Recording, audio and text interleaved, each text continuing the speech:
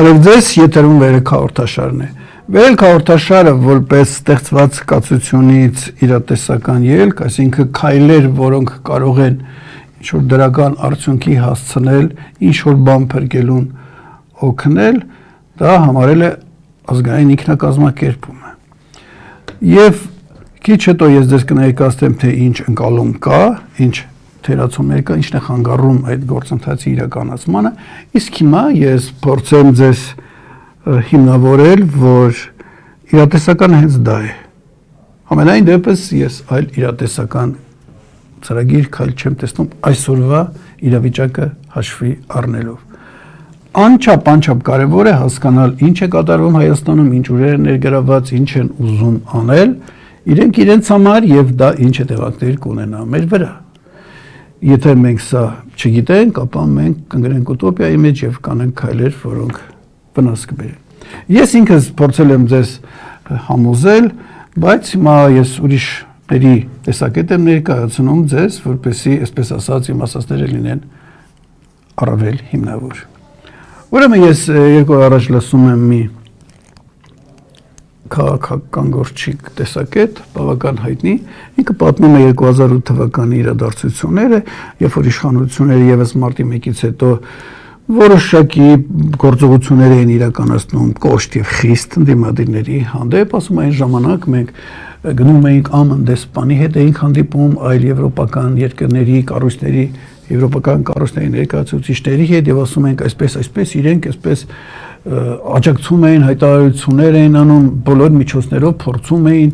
ազդել իշխանությունների վրա։ Ասում է, այդպես անում էին։ Բայց հիմա ասում է, երբ որ ինքը մեյլ են դիմադիր, երբ որ կատարվում են ավելի սահմռկելի բաներ, ինչ որ տեղի էր ունենում, ասենք 2008 թվականին, ասում է, մենք գնում ենք նույն մարդկանց մոտ, նույն կառույցների մոտ եւ այս խնդիրը դնում ենք, ասում ենք, տեսեք, ախր Հայաստանը ստորագրել է այս ինչ փաստաթղթեր, որ Եվրոպայի առաջ հանձն է առել, լինի խոսքի ազատություն, մարդի ազատություն, տեղաշարժի ազատություն, հավաքի ազատություն եւ այլը, բայց ահա տեսեք ինչեր է կատարվում։ Ինչ է անում, ասենք, քայլերով իրավապահ համակարգը։ Եվ ասում է ինչ որ անհանգստության նշաններ թույլ են տալի ու լռություն։ Ոչ մի արձագանք հրապարակային։ Դուք էլ չեք կարող ցույց տալ, որ արևմտյան երկրները ինչ որ անհանգստացած են Հայաստանում տեղի ունեցող, ել չասեմ, որ շատերի կարծիքով նրանց Հայաստանը ժողովրդավարության հաստա է, սպղում։ Եվ այդ նույն քաղաքական գործիչը պատասխանը տալիս է։ Ասում է 2008 թվականին մենք պայքարում ենք մի իշխանության դեմ, որը Ռուսաստանի հետ դաշնակցական հարաբերություններ ուներ։ Այդ դեպքում արևմտյան երկրներին, Ամերիկայի դեսպաններին, մյուս դեսպաններին, կառույցներին ձեռնտու էր, որ այդ պայքարը ռուսական կողմնորոշում ունեցող իշխանությունների դեմ ակտիվանա եւ դրա համար, ասենք, իրենք արձագանքում էին։ Իսկ հիմա ասում է, հակառակն է, այս իշխանությունները ռուսական ազդեցության տակ չեն, ձայն չեն հանում։ Այս իշխանությունները փորձում են իրենց կարելիության սահմաններում Ռուսաստանի վատություններ անեն եւ բողոքի նշան չկա։ Գուցե ստվերային քաջալերում էլ կա։ Եվ այստեղից ինչ է պարզ դառնում, որ այս ամենի հոգեվոր հայրը արևմուտքն է, հավաքական արևմուտքն է։ Այսինքն այն ես որ ձեզ ասում եի, որ իշխանությունները գործիք են ընդամենը որոշումները կայացում են դրսում, հետևաբար անիմաստ է զբաղվել այս իշխանությունների քննադատությամբ, որտեղ իրենք չեն որոշող հասկանում են։ Պետք է կարողանաք հասկանալ ովքեր են իրապես այս հակահայ ծրագրերը մտմտում, ինչ են ուզում, իրենց պատկերացումներում մենք կանք թե չկանք, ինչ ռեսուրս ունեն, ինչ գործիքներով են ազդելու եւ տեսնենք մենք ինչ որ բան կարող ենք անել, թե չէ։ Իմ կարծիքով սա է լինելու տրամաբանական մտածողությունը։ Իսկ ինչ անում էր քաղաքական դաշտը, դուք լավ գիտեք։ Առավոտից իրիկուն իշխանությունների քննադատություն։ Իսկ իշխանություններն էլ այ իրենց հոգևոր հայրերի հորդորով անընդհատ այդ քննադատության առիթներ են տալիս, ինչ որ բաներ ասելով, որպեսզի զբաղվեն այդ մարդիկ հակառակ չգնան իմացած ուղիղով, որ ինչ որ բան կարողանան փրկել, Մյուս կողմից էլ քաղաքական դաշտում սոսկալի աղմուկ է Նիագարայի ջրվեժի չափ եւ այս աղմուկի մեջ խոհուն մտքերը, իրատեսական մտածումներ ու առաջարկները չեն լսում այս մեծ աղմուկի մեջ։ Սա էլ, ասենք, վտանգն է։ Իսկ այդ աղմուկը ում է ձեռնտու, պարզ է ում։ Իսկ այդ աղմուկ անողները ինչ է ստացվում, ում գործիքն են դառնում ակամա, պարզ է ում։ Եվ այսպես կան հզոր ուժեր, որոնք որոշակի ծրագրեր նպատակներ ունեն, որոնք վերցանել է պետք, իհարկե ակնհայտել շատ բաներ երևում է։ Այս մյուս կողմում ենք ազգակիրներս, ինչ անենք։ Ես ասացի, որ ներկայացրել եմ ինչ-որ քայլերի համակարգ եւ առօրյա կյանքում արդեն ուրախացնող դրվագների եմ հանդիպում։ Օրերս հանդիպեցի մի բավական հայտնի անձնավորության հետ, ինքը էլի հարցրեց, թե ինչ է կարծում ամսի 26 թվից հետո ինչ կլինի, ես ասացի, որ այդ ուժերը որքան ես եմ իրենց ճանաչում եւ գիտեմ որքան են համառ իրենց նպատակների իրականացման հարցում եւ պատրաստ են կանգ չառնել ոչնչի առած, ասի իրենք իշխանություն չեն տա։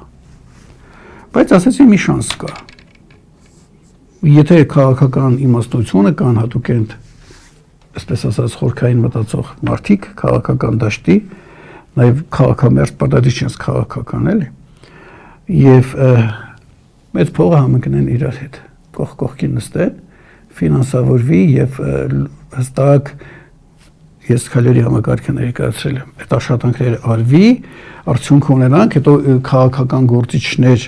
որը սա կընկալեն, այդ մեծ փողը նրանց էլ օժանդակենք, ֆինանսավորենք, մտնենք կյանք եւ ստեղծենք մի իրական հոսանք կամ իրական շարժում կազմակերպված բնույթի եւ ոչ թե ինչ որ մի օր մի ինչ որ ցուցումով, մի ինչ որ աղետից մարդիկ գան, լսվեն հրապարակները տասնյակ հազարներով, ծրագիր չտո գնան տները եւ հուսահատություն գա։ Հստակ կազմակերպված քայլերի համակարգ, կառույցներ, ենթակառույցներ ստեղծել եւ արդեն ձեռք բերել որոշակի կշիռ կառույց, որը իրականության ինչ որ հատվածների վրա կարողանում է ազդել։ Եվ այդ դեպքում եթե քաղաքական կշիռ ունեցող ինչ որ մի միավորում է լինում, այդ դեպքում արդեն դրսի ուժեր կտեսնեն այդ կշիռ ունեցողին եւ կմտածեն, տեսնենք ինչ կարող են անել, որովհետեւ այդ դրսի որոշ ուժերը այնքան էլ ուրախ չեն նշածես ուժերի, այստեղ Հայաստանում դերտապանցմամբ, ակտիվացմամբ։ Սա այդ հրաշքի տարբերակն է, որ ունի իրականանալու շանս փոքր, բայց կա, այստեղ մնում է այդ խոհունությունը լինի։ Փողը եւ խելքը իրար գտնեն։ Այսօր քաղաքական դաշտում այդ մեծ փող կա։ Հիմա հարցը այն է, կգտնեն երկուսի իրար։ Եթե չգտան, նույնն է լինելու եւ շատ վատ հետևանքներ, իսկ թե ինչ վատ հետևանքներ լինելու, ես քիչ հետո ձեզ կներկայացնեմ։ Ամենայն դեպս ես ինքս չասեմ ինչ-որ լուրջ, ինչ-որ դեմ, բայց ամենայն դեպս անցած դարի վերջից ես հետևում եմ իրականությանը, տեղյակ եք շատերը, վերլուծություններ անում, կարդում, սովորում ուրիշներից եւ ինչ-որ մի տարբերակ ներկայացրել եմ։ Ինչ պիտի անի իմաստունների խորհուրդը եւ այդ փող ունեցողը եւ ասել եմ, եթե իրեր գտնեն, այդ դեպքում լավ կլինի եւ կոնկրետ հասցեով էլ նշել եմ։ Կոչվում էր ինչ պիտի անի Սամվել Կարապետյանը կամ բազմնամակ Սամվել Կարապետյանը։ Այստեղ ես անձնական որևէ շահ չունեմ, բայց ունեմ անհանգստություն։ Եթե նույն հունով գնա, ինչ հունով որ գնում է, լինելու է այն, ինչ ես քիչ առաջ, հիմա ձեզ կներկայացնեմ։ Ես մեջբերում եմ ինձ լավ ծանոթ մի անձնավորության գրառումից հատվածներ, տալ կարիք չի, շատ էլ երևի թե այդպես մտածում եք, ամենայն դեպս մարդը իր պատկերացումներն ունի իրականության վերաբերյալ, նշածս ուժերի ծրագրերի հետ կապված, իրականության վերաբերյալ, ժողովրդի մենթալիտետի, իշխանական համակարգի մտածողության վերաբերյալ եւ գրում է. Անկլավ կտա, Արցվաշենը չի վերադարձվելու, այնտեղ գետ մի հայտ չի ապրելու։ Հանրային ոչ մի դիմադրություն չի լինի, քանզի հակառակ դեպքում կլինի պատերազմ, ու ժպտի նշանադրել։ Ասենք էլի ձեզ կասեն, եթե հանկարծ դեմ լինեք, պատերազմ կլինի, ինչպես որ հիմա միամտածում են շատերին եւ շարունակում է այս կերպ շարունակելու դեպքում պատերազմի կարիք իրավ չի լինելու է Հայաստանի Հանրապետության լուծարում եւ բնակչության արտաքսում Թուրքիայի տարածքով տեղ-տեղ մի քանի տասնյակ հազարի դրվագային դաստիարակչական ցեղասպանությամբ հանդերձ Պատերազմի շանտաժով եւ այլ հայտնի գործոններով պայմանավորված վերընտրություններից հետո, երբ որ վերընտրվեն այս իշխանությունները, Հայաստանի Հանրապետության բնակավայրեր բերվելու են հազարավոր թուրքեր եւ եվրոպական մահմեդական երկրների խաղաղապահներ, երեխաներն ու կանայք փողոց անգամ դուրս գալ չեն կարողանա, նվազագույն տարերային հակազդեցություն։ Ադրբեջանական զորքը կառազմակայի երկրի կեսը, մինչ այդ հզինված ուժեր արդեն ՔՊ պատգամավորի դիպու խոսքով ծրված կլինեն։ Ռադն մի քանի տարով ամսով կփրկի Գյումրի, Վանաձոր, Երևան, Եռանկյունին, ապա այն եւս հանձնելու է Թուրքիին։ Սրանից հետո մի վարչապետ ճակերտներում ստորագրել է Հայաստանի Հանրապետության լուծարման հրամանագիրը 2 միլիոն մարդու կյանքը փրկելու համար։ Էլի կասի Հայաստանը տանք, որ փրկենք, ինչպես գիտեք ինչ էին ասում։ Եվ ավարտում է Նոյեմբերի 9-ի հետևանքները ջնջելու են այն ողջունած հանրության։ Իսկ այն հանրությունը, որը ողջունել է նոյեմբերի 9-ը, ու չի լոզել, չի բողոքել, այդ հետևանքներով այդ ժողովուրդը ջնջվելու է։ Հնում կասեին արժան եւ իրավ։ Տխուր գեր տխուր նկարագիր, բայց եկեք հարցնենք, չլինելու հավանականությունը որքան է կարող եք ասել։ Որպես սա չլինի, դուք պիտի ունենաք պետություն, բանակ, ազգային անվտանգության ծառայություն, ուժային կառույցներ, ոստիկանություն, որոնք ու նաև էլիտա, նաև իշխանության համակարգ, որը անհանգստացած այս ամենը, որ փորձի դիմակայի, փորձի, ես չեմ ասում ամբողջությամբ կարողան, կա այդ ամենը։ Ես հաղորդման սկզբում ասացի, դրանք ումն են, մեր չէ։ Մեկ այլ հայտնի անձի տեսակետ ներկայացնեմ, այս անգամ անունը ձեզ կներկայացնեմ, կոչվում է Յակով Կեդմի։ Ինչ այսպես հարցազրույցից մի հատված եմ վերցրել, որը վերաբերում է մեզ։ Ադրբեջանը նոր պահանջներ է ներկայացնում վերադարձնել ադրբեջանցիներին Հայաստան, վերաբնակեցնել Հայաստանում։ Եվ ասում է, այս երկրի ղեկավարը կլռի, ինչպես Զանգեզուրի Միչանսկի հարցում էր եւ ադրբեջանցիները, երբ որ սկսեն ժամանել Հայաստան, էլի կլռի։ Նայեք, ասում է Բաթումին, այն արդեն ավելի քան թուրքական է։ Իսկ ինչ ունի չանել Հայաստանի հետ։ Հայերը կհեռանան, ադրբեջանցիները կգան, ով կլինի դեմ։ Եվ ինքը ասում է ոչ մեկը։ Այդ մարդը կլինի դեմ երկրի ղեկավարների կողմից, ասում է ոչ։ Եվ նրա կարծիքով այս էքսպերտի մասնագետի Հայաստանի իշխանությունները ցանկանում են ոչնչացնել հայ ժողովրդի հոգին, հայ եկեղեցին։ Ասում է մարդ, որը բավական փորձալու է եւ ազգությամբ էլ հրեա է, դա էլ ասեմ, իրենց հերոս։ Նա գտնում է, որ հայ իշխանությունները որոշել են հայ ժողովրդի հոգին ոչնչացնել, անձին հայ եկեղեցու։ Եվ ասում է, ուշադիր, սա տիպիկ արևմտյան մարտավարություն է, նախ կաշառել եւ նշանակել սեփական ղեկավարություն, ինչ որ մի երկրում, ապա հարձակվել կրոնի եւ եկեղեցու վրա։ Հիմա էլ ասում է, արվում է Հայաստանում։ Այն որ սա տիպիկ արևմտյան մարտավարություն է, ես ինքս էլ անդրադարձել եմ դրան ժամանակին։ Եվ շարունակում է։ Բերում է Վրաստանի օրինակը, որ դիմադրություն եղավ այս հարցում եւ ասում է, բայց Հայաստանում այդ դիմադրությունը այնքան էլ խիստ չէ։ Եվ ուրեմն հարկավոր է ոչնչացնել հայ ժողովրդի հոգին, հայկական եկեղեցուն, ձևափոխել այն, դրա հետ անել նույնը, ինչ Զելենսկին եւ Պորոշենկոն արեցին Ուկրաինայի ուղղափառ եկեղեցու հետ։ Երևի տեղյակ եք։ Այսինքն դիտել նման է նշանակում է ինչ որ տեղից է գալիս հրահանգը, ինչի մասին խոսում է հաղորդման սկզբում։ Եվ ինչ է ասում, եւ այդ ժամանակ ամեն ինչ լավ կլինի արևմուտքի համար։ Եվ արևմուտքը իհարկե միշտ աջակցում է դրան։ Եզրափակում է իր խոսքը Կեդմին։ Արևմուտքը։ Ուրեմն որ ասացի մի ուրախ բան կար, երբ որ այդ մարդու հետ հանդիպեցի եւ ասում էր 26 թվականի ընտրություններից ինչ կլինի, ես որ ասացի քիչ հավանական է որ իշխանությունը ուտան ասեց մենք գործում ենք ինչ-որ մի ուղղությամբ էին, որը իմ առաջարկած ազգային ինքնակազմակերպման ծրագրի բաղադրատար է։ Իրար հետ մենք շատ ենք շփվել, ինքը տեղյակ է այդ մեծ ծրագրի մասին, ասեց մենք մեր գործունեությունը որ ծավալում ենք, մենք ընտրություններով չենք սահմանափակվելու։ Եթե անգամ չստացվի, լավ է չստացվի, փոխել միևնույն է մեր ծրագիրը հեռագնա է։ Այս ինչ որ մենք անում ենք, ընդլայնելու ենք, որպեսզի դրանով օգտակար լինենք հայ ժողովրդի ազգակիր հատվածի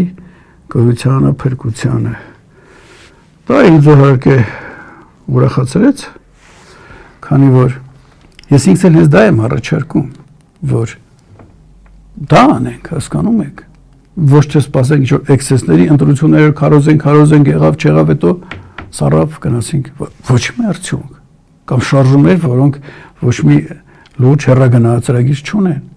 Եվ այսօր այս ուղղությունը, որ դու երկար ժամանակի ծրագիր քայլերի համակարգ դրեք ձեր առաջ ու դուք որ գիտեք, որ դա նպաստելու է ազգակիր տեսակի փրկության ինքնակազմակերպմանը, սա է օրակարգային է, մենք սա պիտի անենք։ Բայց ահա, երբ որ փորձում ենք իրականացնել, հանդիպում ենք մի երևույթի, որը կարճ ասեմ, դա անհատապաշտությունն է։ Դեռևս այդ մարդու անունը միշտ ուզում եմ շեյով էր, ուզում եմ Շևարդնաձե է գալիս, մեր են գրողը, քաոսի հեղինակ, Շիրվանզադեն, ինքն էր ասում, որ եթե մեր ազգի ընտրանին կկարողանա մի քիչ հիմարացնել հայ մարդուն, որ նրա անհատապաշտությունից մի քիչ իջնի, մի քիչ հեռանա եւ նրան վարժեցնի ընկերվարական կյանքին, այսինքն թիմային կյանքին, հասարակական կյանքին, ասում է, մենք ինչ որ ապագա կունենանք, իսկ եթե ոչ, շատ տխուր կարծիք է արտահայտում, ասում եմ, մենք կլինենք աշխարհի ամենանողկալի ժողովուրդը, ինքը կարծեմ ուրիշ բառեր գրել նման էր սրան, հասկանում եք, այս խնդիրը կա, այդ անհատապաշտությունը, սա ինչ որ մի ձև պիտի մենք կարողանանք ջարդել, եւ սա այս նույնը կա նաեւ ազգակիրների մեջ, որը խանգարում է կառույցի կայացմանը։ Մարդիկ իմ ելույթների տակ այնպիսի գովաբանական խոսքեր են գրում իմ հասցեին, որ ես ամաչում եմ այդ մասին, մոդես կամաչում որ ներկայացնեմ։ Եվ բավարարվում են, ասենք, հաջողություն մաղթելով։ Այդ կարևոր գործում։ Ես ինքս միայնակ պիտի անեմ։ Իսկ եթե անհատապաշտությունը չլիներ, թիմային աշխատանքի սովոր լինեինք մենք, իսկ պետություն չունենալով մենք դրան սովոր չենք, մենք իրար կողքի կանգնել չգիտենք։ Այդ դեպքում կասեր, ես ինչով օգնեմ, պարոն Բեբանյան, ահա ձեր խորհուրդը հավանեցի, ձեր առաջարկը հավանեցի, ես ինչ անեմ։ Գումար է, տրանսպորտ է, կացարան է, խելք է, գիրք է, հոդված է, ինչ որ մի բանով ես էլ օգտակար լինեմ, որ ասենք առաջ գնա, որտեղ ինքը ընդունում է, որ այն տխուր պատկերը ես որ ներկայացնելի, այնքան լինելու է, եթե մենք դա չանենք, հասկանում եք, մարդիկ գիտեն, բայց ասեք ինչ որ մի բան իրենց խանգարում է, որ կան եւ ու հատկապես որ դու վտանգավոր բան չես ասում, ցույցեր չկա, բողոքներ չկա, իշխանությունների մասին վատ բան ասել չկա, որ հանկարծ կարող է ասենք կալանավոր են եւ այլն, չկա, ընդամենը ներքին ինքնակազմակերպման աշխատանքներ, բայց քանի որ հայությունը սովոր չի այդ համակարգային գործունեության իր անցյալի բերումով, այստեղ դու կարող է խոսաս ու վերջում կասեմ ինչ կարող ես դինես նման դեպքում։ Մի գործոն էլ կա, որը խանգարում է, դա ամեն ձև փորձում են վհատեցնել ազգակիր հատվածին, այն պետությունների խորհուրդը, որ կա, որ այստեղ ծրագիր ունի, ինչ են անում, նրանք նպատակային կերպով ի ցույց են դնում մեր ժողովրդին վատ տեսակին։ Կասենք, խոսենք, խփենք, կրակեն, անընդհատ դրանցով իրենք ինչ որ լցում են համացանցը։ Ինչու՞, որպեսզի դու նայես, տեսնես եւ վատը զգաս քո ազգի համար, քո տեսակի համար, իսկ դրանից դա բերելու է քեզ ընկճվածության։ Ես հիմա մի դրվագ ներկայացնեմ, մի հայ, մի ադրբեջանցու հետ ինչ-որ հրճվում էր, ինչ-որ խոսում էին, հրճվում էին, համացանցում կա, և ինչ է գրում, մյուս հայը, ազգակիր։ Մեր տղերքը զոհվեցին, որպեսզի սա կարողանա ապրի և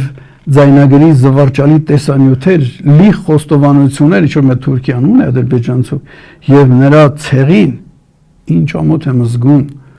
որ նա ինչպես պարզվեց իմ հայրենակիցն է, Մարտունուց, այստեղ բարբարով է, և նա կինում չէ կախինիս,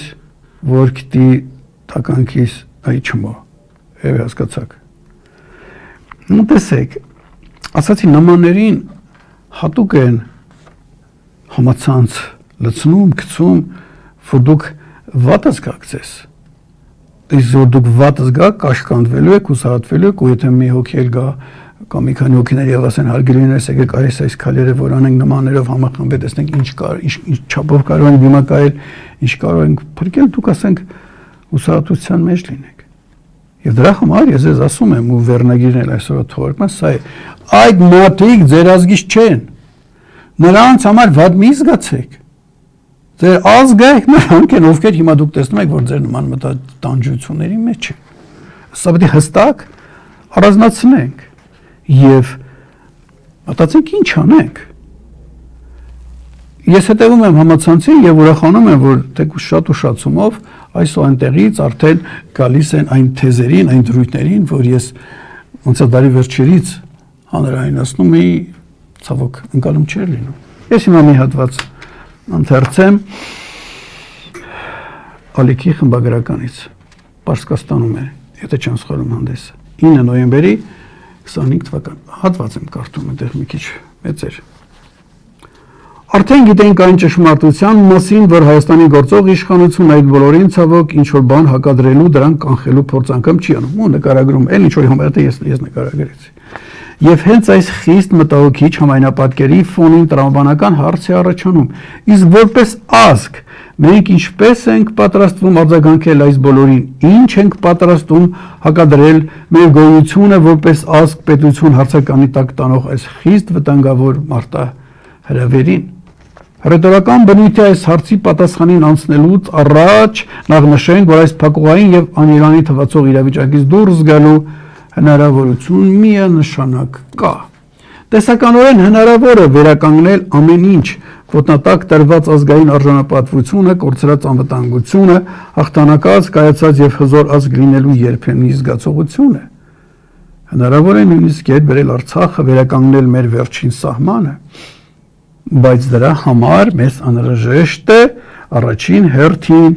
հիմնականում փոխել մեր մտածելակերպն ու մենթալիտետը։ Այդ սա է ես առաջարկում հանրային մտածողության արմատական վերափոխում իրականացնելու պահանջը դնում անցած դարի վերջից, իսկ 2007-ից էլ դա անելու չէ՞ մի համակարգ ուրիշներից գողացաբերեցի աշխարհի փորձից ներկայացրեցի, բայց հիմա ասենք 25 թվականին 20 տարի հետո նոր ես կարդում եմ, որ դրա կարիք կա։ Մի կողմից ասել եմ ուրախություն, որ ասենք հա դու ավելի շուտ ես ասեմ, մյուս կողմից էլ տխրում ես, որ գրողը տանի, բայց կարելի է 20 տարի առաջ սա ընկալել եւ գնալ ապակինման քայլերով, այսօր էստեղ չէինք լինի։ Ինչև է։ Որից եմ կարդում ես կարևոր հատվածը, բայց դրա համար մեզ անհրաժեշտ է առաջին հերթին հիմնականորեն փոխել մեր մտածելակերպն ու մենթալիտետը։ Մեզ անհրաժեշտ է արմատականորեն վերանայել պետականության նկատմամբ մեր հայացքներն ու մոտեցումները, առերեսվել պետականաշինության գործում մեր թույլ տված բոլոր սխալների ու բաստողումների հետ անելով անհրաժեշտ հետևություններ, ինչը մեզ թույլ կտա կառուցել գաղափարական եւ բովանդակային իմաստով անցյալ 34 տարիներից եւ հատկապես վերջին 7 տարիներից տրամագծորեն տարբերվող ազգային պետություն։ Բռիվ համաձայն եմ։ Հիմա մեկ այլ Facebook-յան օգտատերի կարծիք ներկայացնեմ, Մհեր Պողոսյան, 44 օրյա պատերազմից հետո մեր ազգային ֆունկցիայի համար չկա գոնե մի փոքրիկ միջակայք, որը չնվազի եւ կամ խզում չունենա, լինի դա տնտեսություն, արտաքին քաղաքականություն, առողջապահություն, պաշտպանություն, անվտանգություն, գիտություն ու կրթություն։ Իսկ չկա, որտեվ ես ասացի, նրանք ովքեր որ Հայաստանին տիրում են, իրական տիրում են, իրենց պետք չի դա հակառակն է պետք։ Մինչև երբ է հանդուրժվելու ու քողարկվելու սա, մինչև երբ ենք ապրելու պատրանքներով, մինչև երբ ենք համատիրության մակարդակի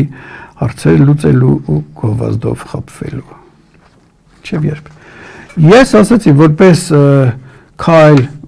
որպեսի չասենք մինչև երբ, որ ինչ որ զգաք, որ ինչ որ գործ անում եք եւ գիտեք, որ ինչ որ ժամանակ հետո ինչ որ հաջողություններ կլինի, ես չեմ ասում արմատական, բայց գոնե ինչ որ չափով, ես ասացի առաջարկում եմ ազգակիրների ինքնակազմակերպումը, որի սխեմա ներկայացրել եմ, որը էլի առաջիկայում ես ձեզ ներկայացնելու եմ։ Հիմա ես, եթե հիշում եք, նշեցի մի քանի գործոններ, որոնք խանգարում էին ազգային ինքնակազմակերպմանը։ Մեկը դարավոր անցյալ հետևանքով, մեկը դրսի ուժեր են հատուկանում, գուցե էլի կան։ Ես հիմա ձեզ ներկայացնեմ մի ռուս քաղաքացու կարծիք, որպեսզի նրանք, ովքեր որ այսպես մորմոքվում են ազգակիրների ճակատագրով, հայրենիքի ճակատագրով եւ նախաձեռնողականություն ունեն, ասենք, առաջարկներ են ներկայացնում, որոշումներ, ինչ որ հանդիպումներ եւ այլը, որ իրենց տեղը չեն կարողանում գտնել, իրենց էությամբ իրենք նախաձեռնող առաջարկող են։ Հարգելիներս, մի երևույթ կա, որին դուք էլ առնչվել եք, ես շատ կսեմ դրա մասին խոսանք, մտածենք ու չվախենանք։ Ինչ է ասում պարոնը, անունը կարող եմ կարդալ, այդքան իրական չի, ձեզ ոչինչ չի ասի, թարգմանել եմ։ Ես հաճախ եմ խոսում արագ հոգեբանական հյուծման մեկ ոչ այնքան ակնհայտ աղբյուրի մասին, հաճախակի որոշումներ կայացնելու անհրաժեշտության մասին ցանկացած տեսակի, բայց որոշումներ։ Սա շատ ավելի էներգատար է, քան առօրյա աշխատանքը, որ քիչ թե շատ համակարգված է ու սովորական։ Սակայն կա մեկ գործընթաց, որը նույնպես աննկատելիորեն կլանում է մեր էներգիայի կարկանդակի զգալի մասը։